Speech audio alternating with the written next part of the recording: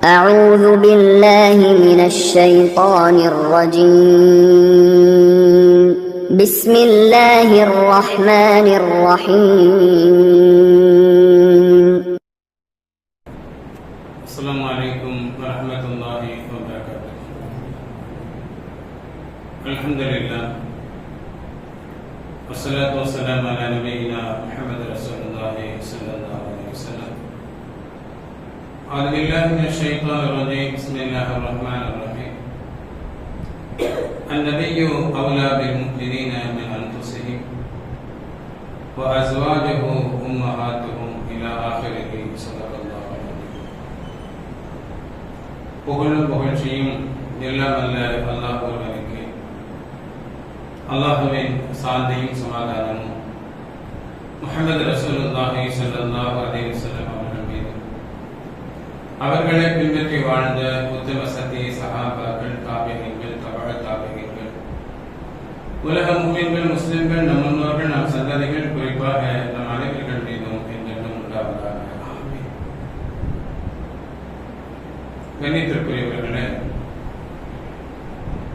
அல்லாஹ் ரப்பல் ஆலமீன் பெருமைக்கு சொந்தக்காரன். எப்படி புகழுக்கு சொந்தக்காரனாக இருக்கிறானோ அதுபோல பெருமைகளுக்கும் சொந்தக்காரன் அல்லாஹ் மட்டுமே. அல்லாஹ் சிலருக்கு சில பாக்கியங்களை கொடுத்து கண்ணியப்படுத்தி இருக்கிறான், பெருமைப்படுத்தியும் இருக்கிறான் என்பதை நாம் சிலருடைய வரலாறுகளை படிக்கின்ற போது புரிந்து கொள்ள முடியும். ஆனால் அல்லாஹ் ரப்பல் ஆலமீன் பெருமைக்கு உரியவர், புகழுக்கு உரியவர். முஹம்மது ரசூலுல்லாஹி ஸல்லல்லாஹு அலைஹி வஸல்லம் அவர்களுக்கு பெருமைப்படுத்தக்கூடிய ஏராளமான நிஅமத்துகளை அல்லாஹ் ரப்பல் ஆலமீன் வழங்கியிருக்கிறார். அதில் ஒன்று சாலிஹான பிள்ளைகள். அல்லாஹ் கொடுத்த நிஅமத்துகளில் ஒன்று என்னது? சாலிஹான பிள்ளைகளை கண்மணி நாயகம் ஸல்லல்லாஹு அலைஹி வஸல்லம் அவர்களுக்கு அல்லாஹ் கொடுத்தார்.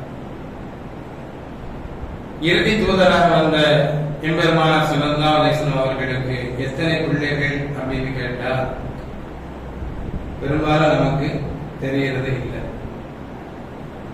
யோசிச்சு பார்த்தா ஃபாத்திமா ரலியல்லாஹு தஆலா அன்ஹா நபியுடைய மகள் அப்படிங்கிறது தெரியும் அப்படின்னு சொல்லக்கூடியவர்கள் உண்டு.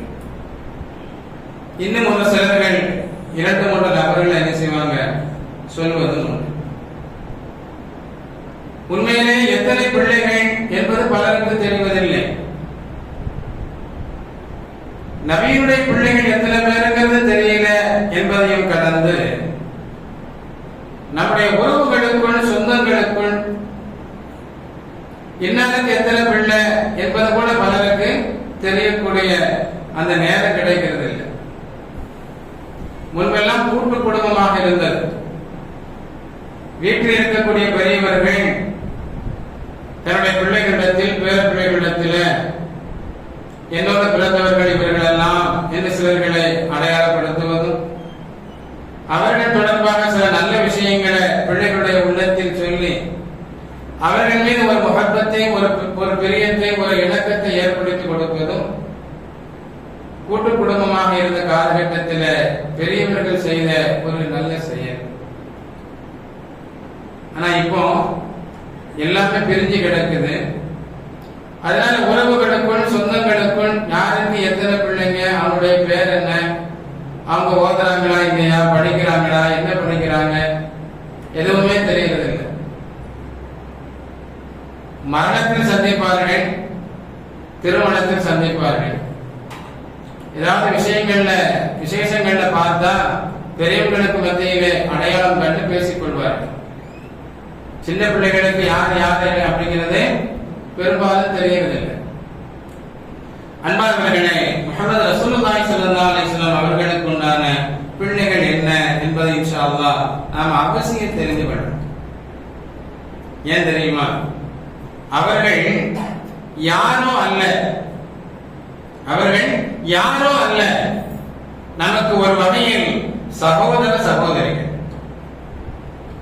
அல்லாஹ் குர்ஆனில் சொல்லுவான், அந்நபியு அவ்லா பில் முஃமினீன மின் அன்ஃபுஸிஹிம்.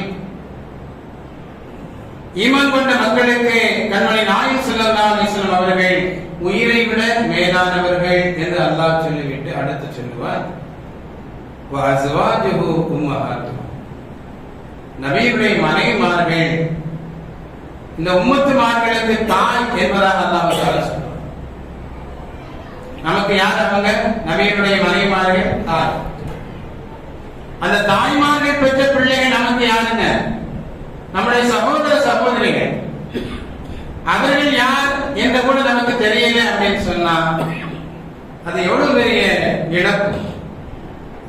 அன்பானவர்களை, இன்றைய ஜும்மாவில் இன்ஷா அல்லாஹ் அவர்கள் யார் யார் என்பதை தெரிந்து கொள்வதற்கு நாம் முயற்சிப்போம். இன்ஷா அல்லாஹ் அவர்கள் யார் என்பதை நாம் அடையாளம் கொண்டு அவர்களுக்காக வேண்டி நாங்கள் துஆ செய்து நாமும் இன்ஷா அல்லாஹ் பலன் பெறுவோம். அன்பானவர்களே, ஸல்லல்லாஹு அலைஹி வஸல்லம் அவர்களுக்கு 7 பிள்ளைகள், 8 பேர குழந்தைங்க. இந்த 7 பிள்ளைகள்ல ஃபாத்திமா ரலியல்லாஹு தஆலா அன்ஹா அவர்கள் தவிர்த்து மீதமுண்டான 6 பிள்ளைகளும் நபி ஸல்லல்லாஹு அலைஹி வஸல்லம் அவர்கள் ஹயாத்தாக இருக்கக்கூடிய காலகட்டத்திலேயே மரணத்தை தழுவியிருந்தார்கள். ஸல்லல்லாஹு அலைஹி வஸல்லம் அவர்கள் ஹயாத்தாக இருக்கின்ற காலகட்டத்திலேயே மரணத்தை தழுவி இருக்கிறார்கள். நபி ஒரு முன் மாதிரி என்று அல்லாஹ் தஆலா ஒரு வார்த்தையை சொன்னான் என்றால் அதற்கு பின்னணியில பல பாடங்களை, படிப்பினைகளை இந்த உம்மத்துமார்களுக்கு அல்லாஹ் தஆலா நிரப்ப தந்திருக்கிறார். ஒரு தந்தை பிள்ளைகளை எப்படி வளர்க்க வேண்டும் என்பதற்கு ஸல்லல்லாஹு அலைஹி வஸல்லம் அவர்கள் முன்மாதிரி. தாய் இறந்துட்டாங்க, தாயில்லா பிள்ளைகளாக தன்னுடைய பிள்ளையை ஒரு ஆண்மகன் பெற்றுக்கொண்டால் அந்த பிள்ளையை எப்படி வளர்க்கணும் என்பதற்கு ஸல்லல்லாஹு அலைஹி வஸல்லம் அவர்கள் ஒரு முன்மாதிரி. தான் பெற்ற பிள்ளையை வளர்த்தெடுத்து நல்ல முறையில் ஒருவனுக்கு திருமணம் முடித்து வைத்த பின்பு அவனால் தலாக் விடப்பட்டால் அப்படிப்பட்ட நம்முடைய பிள்ளைகளை நாம் எப்படி அரவணைக்கணும், அவளுக்கு அடுத்து நாம என்ன செய்யணும் என்பதற்கு சிறந்த உதாரணம் முஹம்மது ரசூலுல்லாஹி ஸல்லல்லாஹு அலைஹி வஸல்லம் அவர்கள். தன்னுடைய வாரிசுகள் மூலமாக அல்லாஹ் தஆலா வாரிசுகளை தந்தானே, பேர பிள்ளைகள். அவருடைய விஷயத்தில் பெரியவர்கள் எப்படி நடந்து கொள்ளணும் என்பதற்கு கண்மணி நாயகம் ஸல்லல்லாஹு அலைஹி வஸல்லம் அவர்கள் ஒரு முன்மாதிரி. தான் வாழும் காலத்திலே தன்னுடைய பிள்ளைகள் மரணத்தை தழுவினால் ஒரு தந்தையின் மனோநிலை எப்படி இருக்கும், அந்த நேரத்தில் எப்படி நடந்து கொள்ள வேண்டும்? எல்லோருக்குமே ஆசை, கனவுகள் எப்பொழுதும் இருக்கும். அதுவும் குழந்தை கருவறையில் வந்துவிட்டது என்று உறுதியான போது அது தொடர்பான கனவுகள் அதிகமாகும். அது வளர வேண்டும், திருமணம் முடித்து வைக்க வேண்டும், அதனுடைய பிள்ளைகளை நாம் கொஞ்சிட வேண்டும் என்றெல்லாம் ஆசை எல்லோருக்கும் உண்டு. அந்த ஆசை நபிக்கும் உண்டு.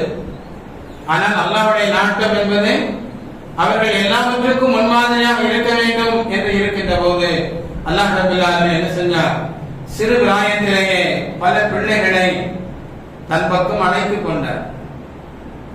அப்ப தான் பெற்றெடுத்த பிள்ளைகள் தான் வாழும் காலத்திலே மரணத்தை தழுவிய நேரம் ஒரு தந்தை எப்படி நடந்து கொள்ள வேண்டும், அல்லாஹ்விடத்தில் எப்படி முறையிட வேண்டும் என்பதற்கு சிறந்த எடுத்துக்காட்டாக முன்மாதிரியாக திகழ்ந்தவர்கள் முஹம்மது ரசூலுல்லாஹி ஸல்லல்லாஹு அலைஹி வஸல்லம். அது மாதிரி தன்னுடைய பிள்ளைகளுக்கு எப்படிப்பட்ட ஜோடியை தேர்வு செய்யணும் என்பதற்கும் ஸல்லல்லாஹு அலைஹி வஸல்லம் அவர்கள் முன்மாதிரி. இப்படி நபியினுடைய வாழ்க்கையில பல கோணத்துல என்ன செய்யலாம், அவர்கள் தொடர்பாக நாம பேசலாம், யோசிக்கலாம், பல செய்திகளை நாம பெற்றுக்கொண்டே இருக்கலாம். அது பெரும் கடல் என்று சொன்னாலே அது சிறிதுதான். அது அதைவிட பெரிது நபியினுடைய வாழ்வு முறை. அது தருகின்ற பாடங்களும் படிப்பினைகளும் ஏராளம் ஏராளம் நிறைந்திருக்கிறது. கியாமத் வரைக்கும் வரக்கூடிய மக்கள் அனைவர்களுக்கும் சிறந்த முன்மாதிரி நபியுடைய வாழ்க்கையில் நிரம்ப இருக்கிறது என்கிற உண்மையை அல்லாஹ் ரப்பல் ஆலமீன் குர்ஆனிலேயே நமக்கு பதிவு செய்து தருகிறார். குழந்தை பாக்கியம் என்பது ரொம்ப முக்கியமானது. என்னதான் ஒரு மனிதனிடத்தில் செல்வங்கள் குவிந்திருந்தாலும், அவன் பெற்ற பட்டங்கள் பதக்கங்கள் நிறைந்திருந்தாலும், பெரும் குடும்பத்தில் அவன் பிறந்திருந்தாலும், ஒரு சபையில 4 பேர் மதிக்கணும் அப்படின்னு சொன்னா அவனுக்கு ஒரு வாரிசு என்பது இருக்க வேண்டும். இல்ல அப்படின்னு சொன்னா அவன் என்ன செய்வாங்க, ஈஸியாக வீழ்த்தி விடுவார்கள். ஒற்றை வார்த்தை, நீனா ஆம்பளையா அப்படின்னு சொல்லி ஒரே ஒரு வார்த்தை கேட்டு அவனை மடக்கி விடுவார்கள். அதுபோல பெண்ணாக இருந்தாலும் அந்த குழந்தை பாக்கியம் என்பது ரொம்ப முக்கியமானது. ஆனா உலகத்தில் அல்லாஹ் ரப்பல் ஆலமீன் சோதனைக்காக நம்மை வாழ வைத்துக் கொண்டிருக்கிறார். இப்படி இருந்தால் நீ எப்படி நடந்து கொள்வ அப்படிங்கிறதா இந்த பாடமே. ஒருவருக்கு ஆண்மகன் இருக்கிறது என்றால் ஆண்மகனை பெற்றுக் கொண்டவர்கள் எப்படி அந்த பிள்ளையை வளர்த்திருக்கிறார்கள் என்று அல்லாஹ் தஆலா சோதிக்கிறான். பெண் பிள்ளைகளை அல்லாஹ் கொடுத்தும் சோதிப்பான், இரண்டையும் கொடுத்தும் அல்லாஹ் தஆலா சோதிப்பான். எதுவுமே கொடுக்காமல் அல்லாஹ் என்ன செய்வான், இந்த நேரத்தில் உன்னுடைய வாழ்வு முறை எப்படி இருக்கிறது அப்படிங்கறத அல்லாஹ் சோதிப்பான். அன்பானவர்களே, நாம விளங்க வேண்டிய விஷயம், பிள்ளை பாக்கியம் என்பது அது ஒரு பெரும் பேர். இன்னும் சொல்ல போனா அந்த வம்சங்கள் சந்ததிகள் குழந்தை பாக்கியங்கள் நமக்கு அமைந்து விட்டால் ஒரு மனிதன் முழுமை பெறுவதற்கு அது முக்கியமான காரணமாக இருக்கும் என்பது இஸ்லாம் சொல்லித் தருகின்ற ஒரு அழகான பாடம். என பிள்ளைகளிடத்தில் கண் குளிர்ச்சி இருக்கிறது என்று குர்ஆன் சொல்கிறது. ரப்பனா ஹபர்னா மின் அஸ்வாஜினா வ ذُرِّيَّاتِنَا قُرَّةَ أَعْيُنٍ وَاجْعَلْنَا لِلْمُتَّقِينَ إِمَامًا. யா அல்லாஹ், என்னுடைய மனைவி மக்களை எனக்கு கண் குளிர்ச்சியாக ஆக்கு. நாம் வாழும் காலத்தில் நமக்கு துணையாக உறுதுணையாக நிற்கும் என்பது மட்டுமல்ல, நாம் மரணமடைந்த பின்பும் நம்முடைய பிள்ளைகள் நமக்காக துஆ செய்யும் போது நாம மரணமடைந்த பின்பும் அதன் மூலமாக என்ன செய்யலாம், பலன் பெறலாம் என்று இஸ்லாம் நமக்கு சொல்லித் தருகிறது. சாலிகான பிள்ளையாக வளர்வதற்கு நாம் அல்லாஹ்விடத்தில் துஆ செய்வதோடு நல்ல பிள்ளையாக வளர்த்தெடுப்பதற்கு நாம் என்ன செய்யணும், முழுமையாக முயற்சி செய்யணும். அல்லாஹ் குர்ஆன்ல சொல்லுவார், ரப்பி ஹப்லி மினஸ் ஸாலிஹீன்.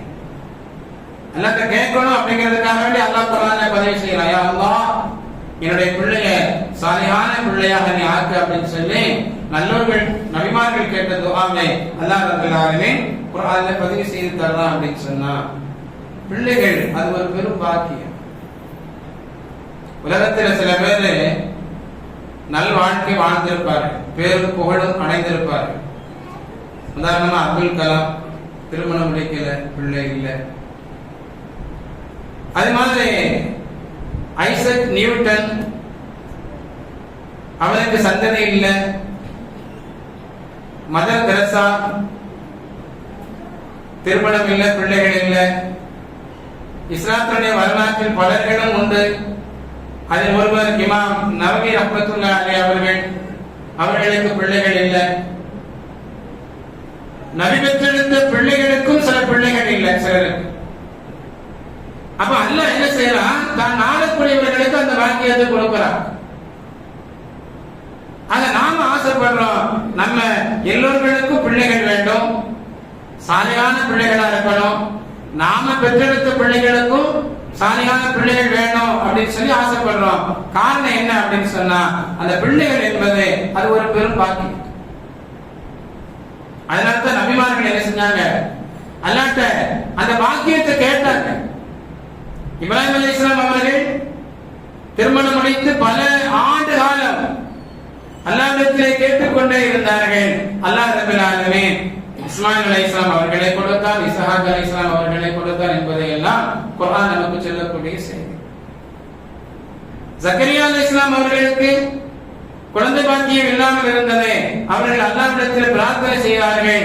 யஹ்யா அலைஹிஸ்ஸலாம் அவர்களை அல்லாஹ் ரப்பல் ஆலமீன் கொடுத்தான் என்பது குர்ஆன் சொல்லக்கூடிய செய்தி. அவர் நபிமார்களாக இருந்தாலும் ஒரு சிறப்பான வாழ்க்கை, அந்த மனிதனுடைய வாழ்க்கை முழுமை அடையணும் அப்படின்னு சொன்னா சந்ததிகள் என்னது ரொம்ப முக்கியமானது. அன்பானவர்களே, அந்த சந்ததிகளே அது காலம் காலமாக தொடர் சங்கிலியாக இருக்கும். அதை நம்ம அல்லாஹ் என்ன செய்யணும் கேட்கணும். ஒரு மனிதனுடைய சரித்திரம் என்பது அவன் வாழும் காலத்தோடு முடிந்துவிடக் கூடாது. அவனுடைய பிள்ளைகள் இவன், இவனுடைய பிள்ளைகள் இவன், இவனுடைய பிள்ளைகள் இவன் என்று அது சங்கிலி தொடராக வர வேண்டும். சாரியான வம்சமாக அது விருத்தி அடையும். ஸல்லல்லாஹு அலைஹி வஸல்லம் அவர்களுக்கு அல்லாஹ் ரப்பல் ஆலமீன் அந்த ஒரு வாக்கியத்தை கொடுத்தார். ஆண் பிள்ளையின் மூலமாக வாரிசை கொடுக்காவிட்டாலும் ஃபாத்திமா ரலியல்லாஹு தஆலா அன்ஹா அவர்கள் மூலமாக நபிக்கு வாரிசாளர்களை ஏற்படுத்தி தந்தார் என்பது மட்டுமல்ல, அந்த வாரிசுகள் கியாமத் வரைக்கும் தொடர்ந்து இருக்கக்கூடிய ஒரு பாக்கியத்தை முஹம்மது ரசூலுல்லாஹி ஸல்லல்லாஹு அலைஹி வஸல்லம் அவர்களுக்கு அல்லாஹ் ரப்பல் ஆலமீன் வழங்கினார். கணிதத்திற்குரியவர்களே, பிள்ளைகள் என்பது ஒரு பெரும் பேரு. அந்த பிள்ளை செல்வத்தை கண்மணி நாயகம் ஸல்லல்லாஹு அலைஹி வஸல்லம் அவர்களும் பெற்றுக் கொண்டார்கள். பிள்ளைகள் என்று சொன்னால் சொக்க தங்கங்கள். எல்லா பிள்ளைகளை கொண்டும் ஸல்லல்லாஹு அலைஹி வஸல்லம் அவர்களுக்கு பெருமை சேர்ந்ததை தவிர எந்த பிள்ளையை கொண்டும் எளிமை என்பது ஏற்பட்டது. அல்லாஹ் பாதுகாத்து. உதாரணமாக ஸைனப் ரலியல்லாஹு தஆலா அன்ஹா அவர்கள் திருமணம் முடித்த பின்புதான் ஸல்லல்லாஹு அலைஹி வஸல்லம் அவர்களுக்கு நபித்துவம் கிடைத்தது. தான் நபியாக தேர்வு செய்யப்பட்டேன் என்று சொன்னபோது ஸைனப் ரலியல்லாஹு தஆலா அவர்கள் ஈமான் கொண்டார்கள். ஈமான் கொண்டது பெரிய பாக்கியம் இல்லையா? தந்தை நபியாக அல்லாஹ்வால் தேர்வு செய்யப்பட்டிருக்கிறார் என்கிற செய்தி கிடைத்த உடனே ஈமான் கொண்டார்கள்.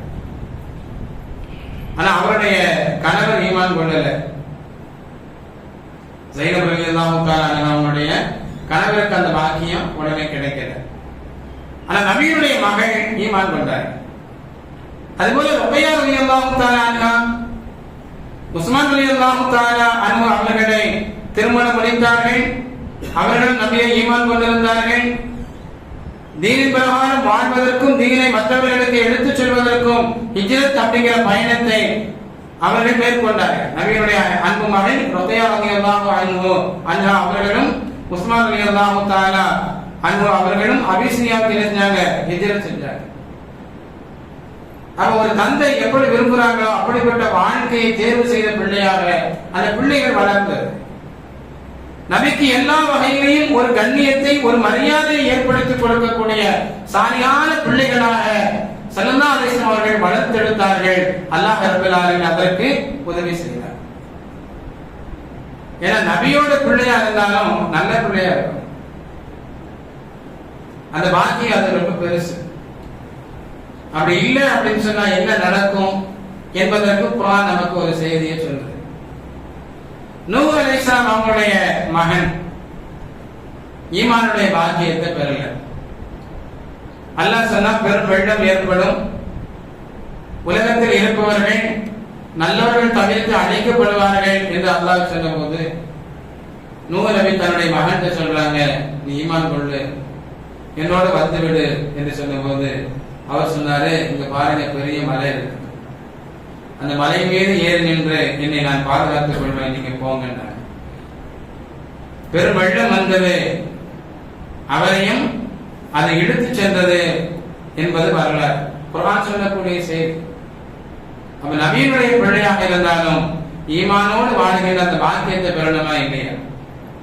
அப்படி இல்லை அப்படின்னு சொன்னா நூஹ் நபி அல்லாஹ்ட்ட சொல்லுவாங்க, யா அல்லாஹ், என்னுடைய மகன் விவரம் இல்லாம புரியாம மலை மீது ஏறி நிற்கிறான், அவன் ஏன் பிள்ளை அப்படின்னு சொன்னபோது அல்லாஹ் சொன்னா, அவன் உன்னுடைய குடும்பத்தை சார்ந்தவன் இல்லைன்னு சொன்னான்.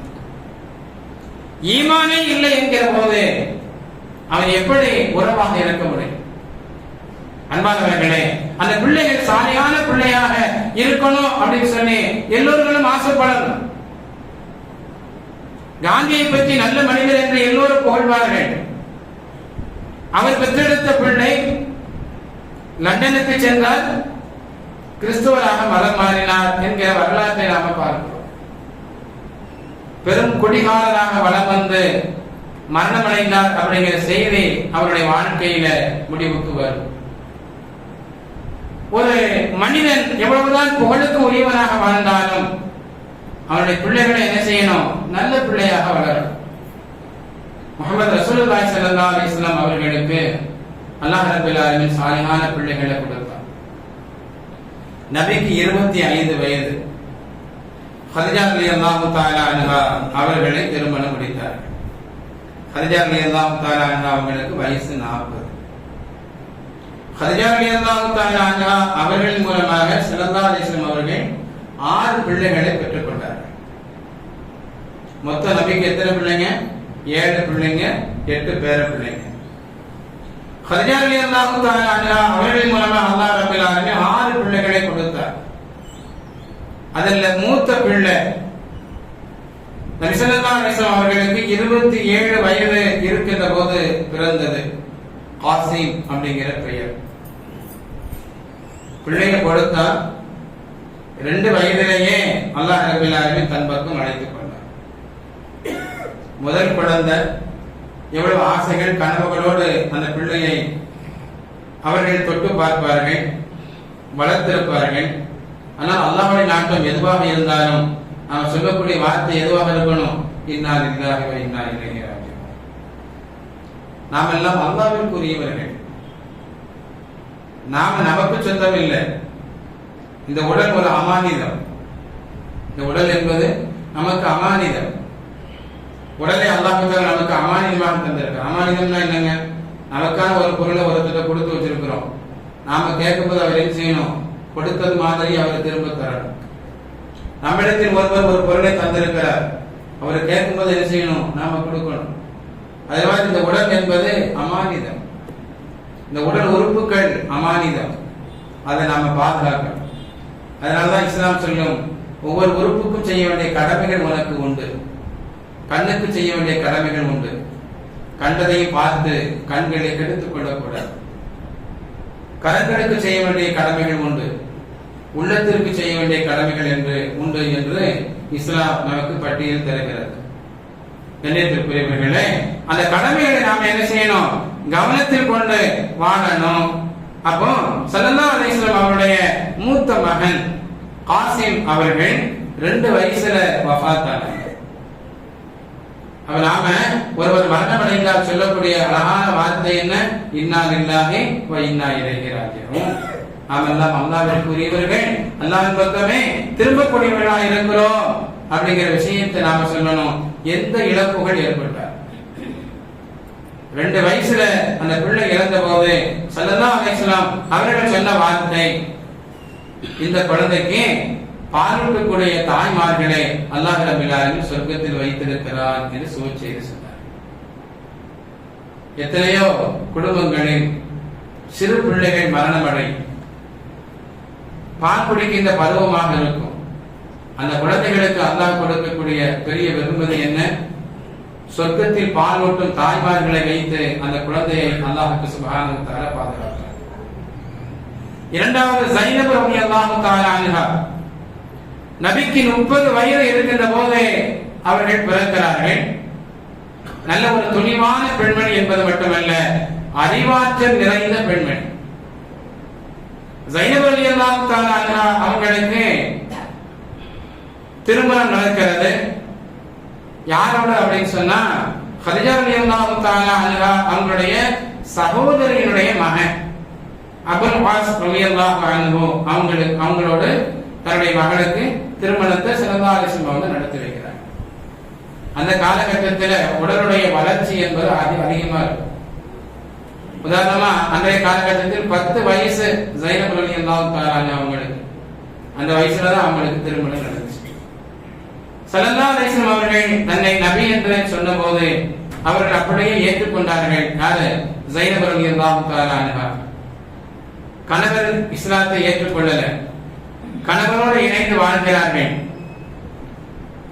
பத்ர் யுத்தம் நடக்குது. இஸ்லாமியர்களோடு நபியும் நபி தோழர்களும் இருக்கிறார்கள். தன்னுடைய மருமகன் எதிர்ப்படையில் இருக்கிறார்கள். அந்த யுத்தத்தில், பத்ர் யுத்தத்தில் முஸ்லிம்கள் வெற்றி பெறுகிறார்கள். எதிரிகள் சிலர்கள் கைதியாக பிடிக்கப்படுகிறார்கள். அந்த கைதிகளுடைய பட்டியலில் ஸல்லல்லாஹு அலைஹி வஸல்லம் அவருடைய மருமகனார் ஸைனப் ரலியல்லாஹு தஆலா அன்ஹா அவங்களுடைய கணவர் இருக்கிறார். இப்ப கைதிகளை விடுவிப்பதற்கு ஏதாவது மீட்டு தொகை கொடுக்கணும். ஸைனப் ரலியல்லாஹு அன்ஹா அவங்க என்ன செஞ்சாங்க, தன்னுடைய கைவசத்தில் இருந்த நகையை கொடுத்து அனுப்புறாங்க. அந்த நகையை ஸல்லல்லாஹு அலைஹி வஸல்லம் அவங்க பார்த்த உடனே தன்னுடைய அன்பு மனைவி கதீஜா ரலியல்லாஹு தஆலா அன்ஹா அவங்களுடைய ஞாபகம் வந்துச்சு. ஏன்னா தன்னுடைய மனைவியுடைய நகை அது. அந்த நகையை வாங்காமலே அதை கொடுத்து விட்டு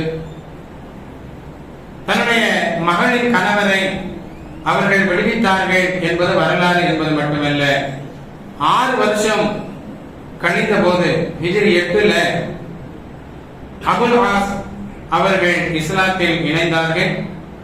அன்பானவர்களே, அதற்கு பின்புதான் ஸைனப் ரலியல்லாஹு தஆலா அன்ஹா அவர்களும் அவருடைய கணவரும் மதீனா நகரத்தில் இணைந்து வாழ்ந்தார்கள் அப்படிங்கிறது வரலாறு. ஸல்லல்லாஹு அலைஹி வஸல்லம் அவர்கள் பத்ரில் கைதியாக இருந்த தன்னுடைய மருமகனாரை விடுவிக்கின்ற போது ஒரு நிபந்தனை விதித்தார்கள்.